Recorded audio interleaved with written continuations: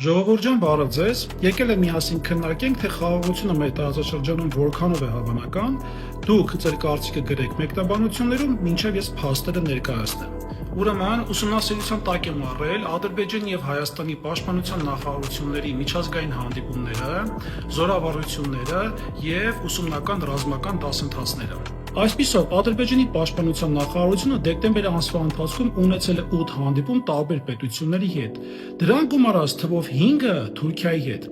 Ասեմ ավելին, ունեցել է նաև ռազմական պատրաստություն եւ դասընթացներ 6 անգամ եւ 3 անգամ էլ հանդիպել է ՆԱՏՕ-ի հետ։ Իհարկե, հերթը հասավ Հայաստանի։ Հայաստանի պաշտպանության նախարարությունը ամբողջ դեկտեմբեր ամսվա ընթացքում ունեցել է ընդամենը 5 հանդիպում տարբեր պետությունների հետ եւ մի հանդիպում էլ ՆԱՏՕ-ի հետ։ Իսկ այստեղ ամենակարևորը՝ ուշադրություն, ունեցել է 0 զորավարժություն եւ 0 դաշտային պարապմունքներ։